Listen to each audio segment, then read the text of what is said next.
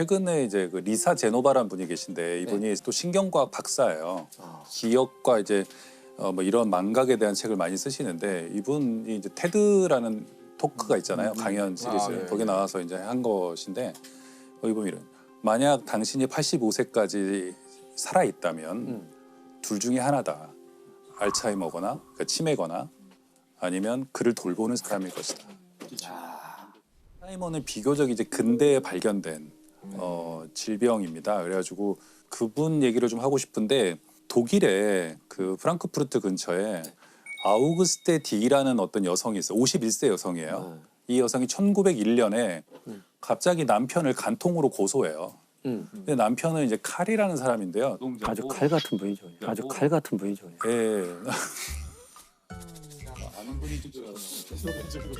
철도회사에서 일하는 칼 같은 분이셨는데 이 칼은 근데 어쨌든 근데 이분이 아내로부터 엉뚱한 고소를 당했잖아요. 그러니까 아내 행동이 이상한 거예요. 자꾸 잊어버리고 요리도 못하고 자꾸 실수하고 예를 들면 냄비 태워 먹고 사람들을 의심하고 막 이런 일들이 생긴 거예요. 그래가지고 정신병원을 찾아갑니다. 프랑크푸르트 정신병원을 찾아가요. 그 담당 의사가 알츠하이머예요. 의사 이름이에요? 예, 예.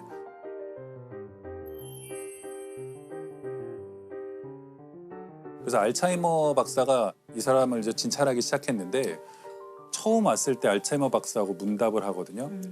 뭐 지금 뭐 드세요? 그러면 예를 들어 밤을 먹고 있는데도 뭐 시금치라고 말한다거나 계속 질문하는데 6번째 줄 가면은 이분이 굉장히 중요한 말을 해요. 저는 저 자신을 잃어버렸어요. 이렇게 얘기해요. 그 뒤로 계속 그 말을 해요.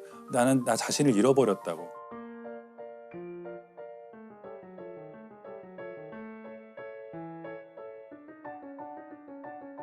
그냥 특이하다고 본 거죠. 51세 여성에게 이런 일이 일어나다니. 젊은데 아직. 상대적으로 젊은데. 그래가지고는 뭐 계속 자기 이제 연구하고 관찰하고 진찰을 하고 있었는데 이제 이 병원이 비싼 거예요. 노동자 그 가정에서는. 남편이 이제 뭐 집도 팔고 뭐 이렇게 해갖고 입원비를 대려고 노력하다가 계속 끝이 없잖아요. 네. 이 병은. 그래서 이제 그만 퇴원시키겠다 그러니까 알츠하이머 박사가 우리 병원에서 책임을 질 테니까 대신에 사망한 뒤에 뇌를 우리 쪽에 기증해 달라. 이제 계속해서 치료를 하죠. 치료하고 관찰하지만 나중에는 뭐 굉장히 심해져요. 예를 들면 대소변도 못 가리고 막 심해져서 불과 한 56세쯤 되면 사망을 합니다. 그래서 뇌를 부검하게 되고 해 보니까 상대적으로 젊은 사람에 대해서 볼 수 없는 현상들이 막 발견. 뇌가 일단 그냥 쪼그라들어 있어요. 정상적으로 이런 노화를 겪은 뇌와 알츠하이머를 겪은 뇌를 보면 확연히 달라요.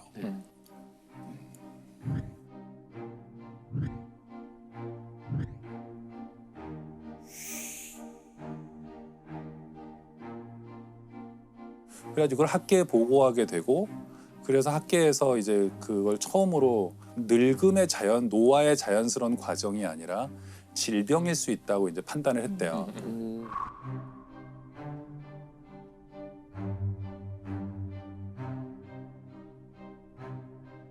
알츠하이머와 치매는 동의어인가요? 아니에요. 근데 지금 알츠하이머는 이 디멘시아의 대부분을 차지하는 빈도를 갖는 한 파트예요. 그러니까 술 많이 먹어서도 치매가 올 수 올 있는 수 있고 거잖아요. 교통사고로도 올 수 있고 혈관 뭐 뇌졸중으로도 올 수도 있고 여러 가지 있어요. 디멘시아 증상을 보이는 것 중에 대부분이 노인성에서는 알츠하이머 디멘시아 이렇게 되는데 왜 아직까지 그 말씀하신 대로 본질적인 진보가 이루어지지 않은 건가요? 알츠하이머 관련해서. 실은 이건 나이를 먹으면서 세포는 재생도 되고 네. 또 파괴도 되고 그러잖아요. 실은. 근데 유일하게 신경세포는 재생이 안 돼요.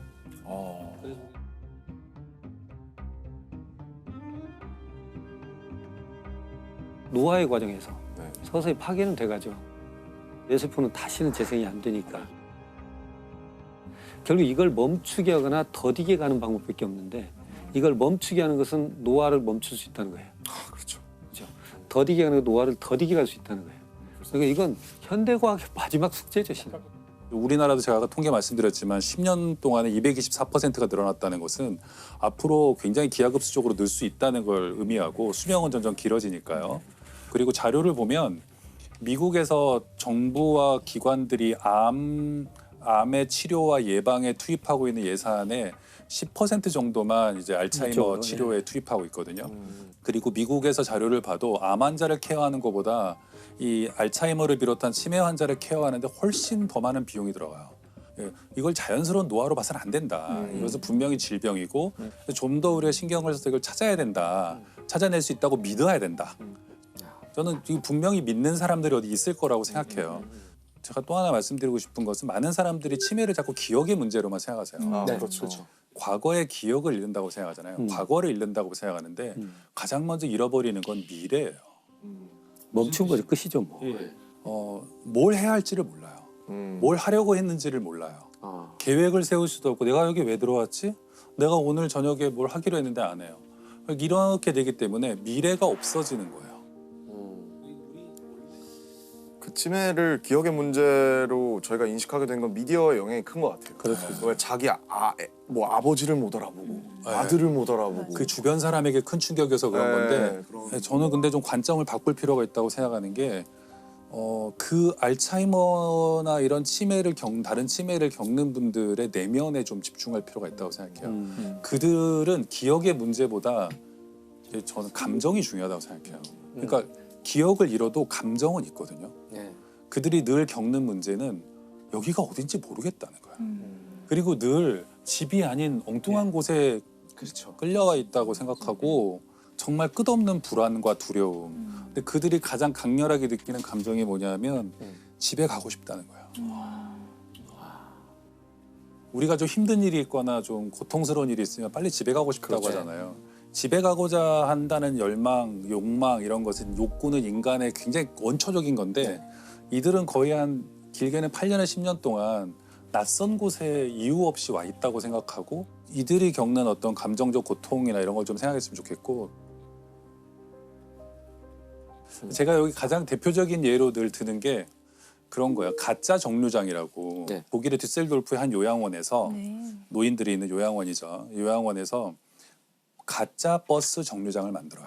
많이 행방불명되는 게 치매 노인들이 이 집에 가고 싶잖아요. 노인들이. 아, 네. 그래서 왜 자꾸 집을 나가시지 않는데 그 집은 집이 아닌 자식들에겐 집이지만 네, 그분은 거의 집이 집이 아니라고 아닌 생각해요.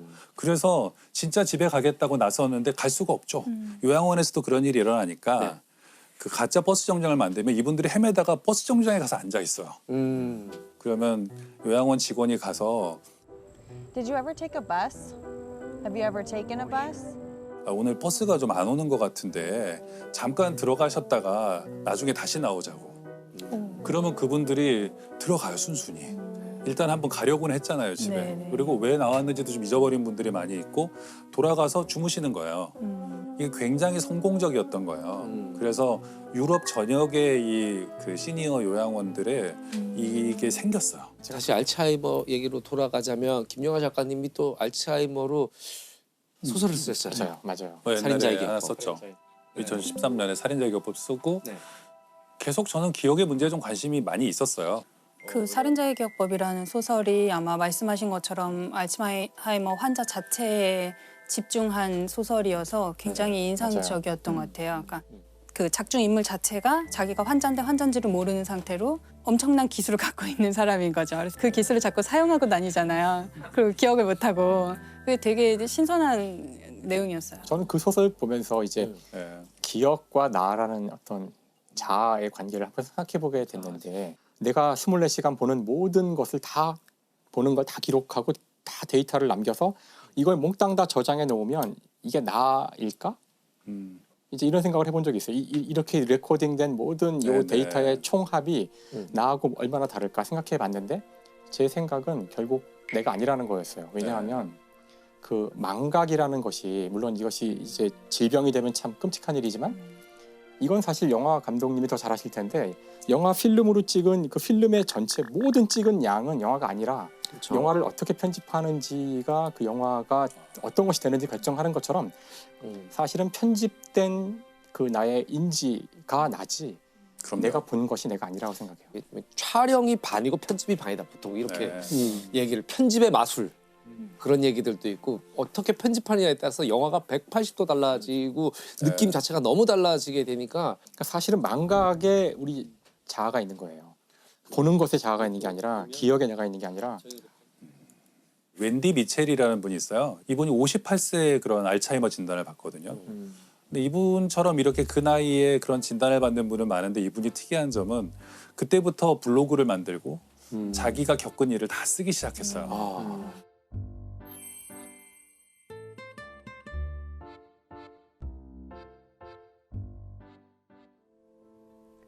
I write a daily blog called Which Me Am I Today? As my memory fails me more, so the blog has become a place where I can save all those special memories of events, thoughts and feelings.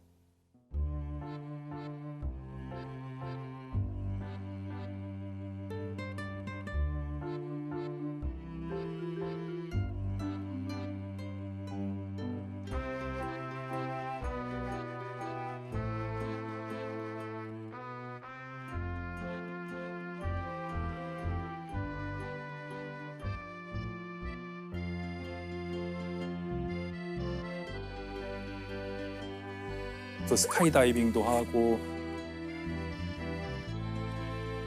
계속해서 어쨌든 사람들과 활동을 하고 어떤 일을 겪고 자기가 어떤 어려움을 겪는지도 쓰고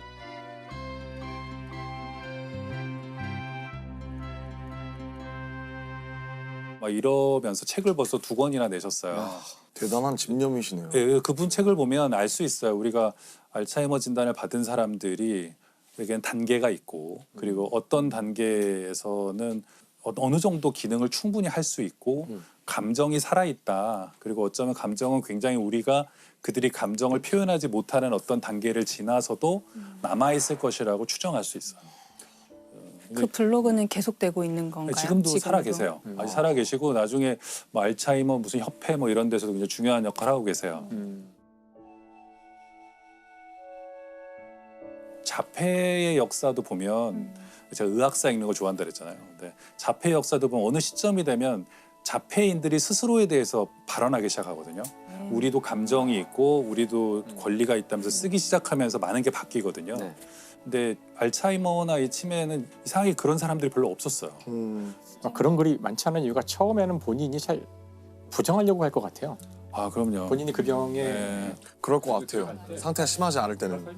내가 설마 알츠하이머겠어? 약간 좀 깜빡깜빡하는 거지? 뭐 이렇게 생각해서 상당히 진행이 될 때까지 인정하지 않으려고 하지 않을까.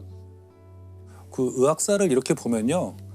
환자들도 굉장히 중요한 환자들이 꽤 있습니다. 그래서 보면은 자기 병과 맞서 싸우고 그걸 기록하고 세상에 알리고.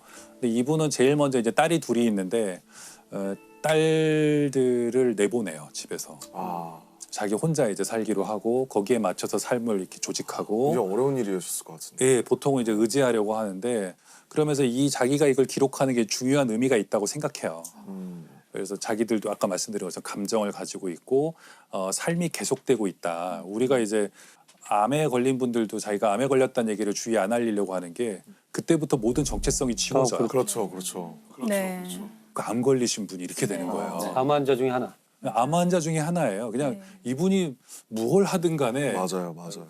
이게 그 사람의 모든 정체성을 형성하는데 더더군다나 불치병인 알츠하이머 같은 경우에 이제 그 사람은 아무것도 할 수 없는 사람 이렇게 보기 때문에 자기의 존엄을 지키기 위해서 글을 쓰기 시작한 거예요. 너무 전사시네요, 진짜. 많은 경우 인간들이 글을 쓰는 어떤 이유는 극한 상황에서 자기 존엄을 지키기 위해서 쓰는 거거든요. 내가 인간이라는 걸 알리기 위해서 글을 쓰는 거예요. 안내 일기도 생각나고. 그렇죠. 예. 발병한 지가 꽤 됐는데 지금 현재 증상은 한 어느 정도일까요? 올해도 책이 나온 것 같거든요. 작년인가 올해에도 새 책이 나온 걸 봐서는 아직까지도 글을 쓰시는 것 같고. 대단한 의지시네요. 야, 자기의 기록을 한다는 것이 알츠하이머에 도움이 될 수도 있는 게 아닌가 이런 생각 네, 들어요. 그렇죠. 아무튼. 당연하죠. 그죠? 그 유명한 사례가 있어요. 어떤 수녀원에서 그 사례들 들어보셨을지 모르겠는데 수녀님들이 돌아가시면 이제 다 부검을 했대요.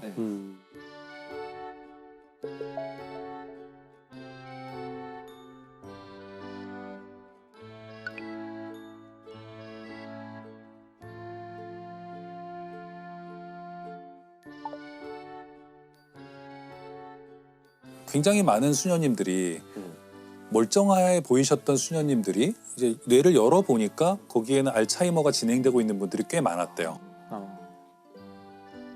그랬는데 그럼 이분들은 왜 기도문 같은 것도 잘 외우시고 식사하시는데 문제도 없고 그러다가 돌아가셨지 봤더니 그 뇌라는 게 아까 말씀하신 것처럼 이호 선생님 말씀하신 것처럼 신경세포가 죽기는 하지만 우회로를 계속 찾거든요.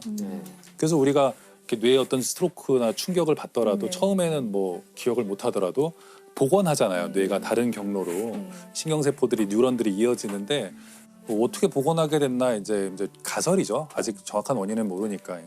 그러니까 활발한 사회활동. 그러니까 수녀원이라는 데가 사회활동을 안 할 수가 없잖아요. 그리고 밥도 같이 먹어야 되고 혼자 늦잠 잘 수도 없고. 늦잠 잘 수 없고 규칙적인 생활을 해야 되고 대화를 해야 되고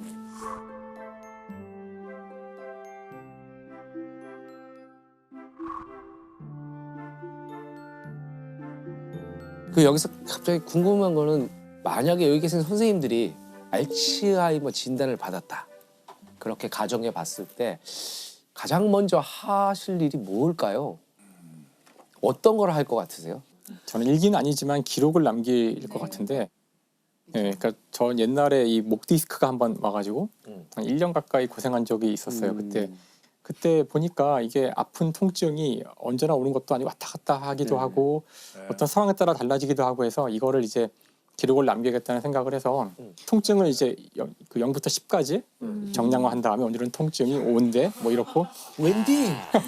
아니 그러니까 물리학스럽네요. 관찰하셨어요. 이게 진짜 아프면은 자기가 어떻게든 길을 찾아야 되거든요. 이거 오랫동안 썼더니 나중에는 이제 이 기록에 의해서 패턴이 보이니까 그 예측 가능해지면 좀 덜 두려워져요 사람이. 그래서 이제 어떤 그런 기록을 남길 것 같아요. 이호 교수님께서 말씀하신 대로 저는 뭐 이렇게 이제 알츠하이머가 됐든 뭐가 됐든 결국 어떤 이별이라는 개념이죠. 저의 상황에서 그런 때는 남겨진 사람한테 저희 부존재가 어떤 짐이 되지 않도록 그런 것만 리스트를 좀 해서 놓고 그 다음부터는 이제 편안하게 그냥 오는 대로 맡아드릴 것 같아요. 네, 저는 사과를 할 것 같아요. 저는 그 미안했던 사람들한테 그 나중에 못 할 수 있으니까 좀 사실 사과 안 하고 지나간 적 많거든요. 뭐 잘못하고 좀 잘못한 일들이 많은데 그걸 잊어버릴 거잖아요. 그러니까 뭐 사과를 좀 하고 싶어요. 그 사람이 기억하고 있던 기억하지 않았던. 않고 있던. 네, 제가 아까 뭐 살인자기업법 나왔지만 살인자기업법이 2013년에 썼는데 그랬기 때문에 그 알츠하이머 증세에 대해서 잘 알게 됐거든요.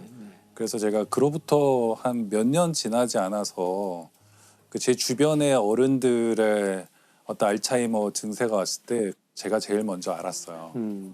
제일 먼저 알았고 그래서 이제 그 처음에 말씀하신 것처럼 다 거부해요. 그러니까 병원에 일단 안 가려고 그러시고 그러니까 이걸 납득시키는 게 너무 어려워요. 그래서 어느 정도 좀 정신이 좀 더 있었을 때 웬디 미첼의 초기 같은 그런 시기에 있었다면 뭘 하셨을까 좀 생각해 본 적이 있어요.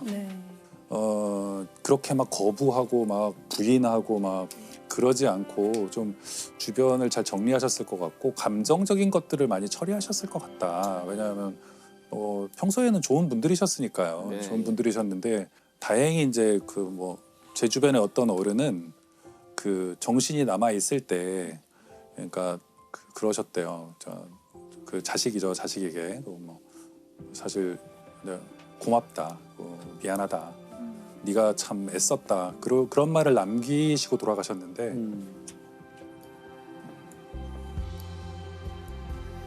원래 사람들이 이렇게 죽음에 직면해서는 놀랍게도 그냥 대부분의 사람이죠. 대부분의 사람들은 뭔가 악담을 하거나 안 좋은 생각을 하거나 뭔가 이렇게 자신의 어떤 이기적인 생각들보다는 사랑의 말을 다 남기게 된다는데 그래서 그때 그 세월호 때도 그랬고 그다음에 9.11 때도 그랬고 마지막으로 남겨놓은 그 메시지나 마지막 음성을 다 보면은 하나같이 미안하다는 말과 사랑한다는 말로만 꽉 차 있다고 하더라고요.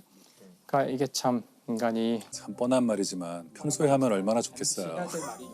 왜 꼭 죽기 전까지 남겨두나요? 김영하 선생님의 미래를 바꿀 인간.